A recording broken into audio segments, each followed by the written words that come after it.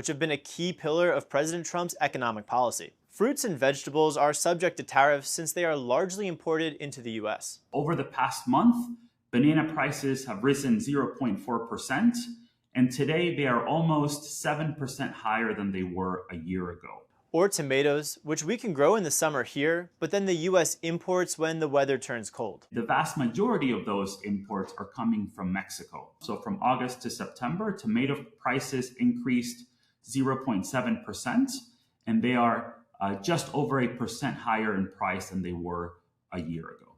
And then there's coffee, hit both by climate change. Places like Brazil, also Vietnam, that faced not only drought but also floods a few years ago, and that's led to a supply crunch. And tariffs. Most of the coffee is imported, and we're currently looking at a 50% tariff, and that's a 50 on coffee that's imported from Brazil. That's where about a third of the coffee that we consume comes from.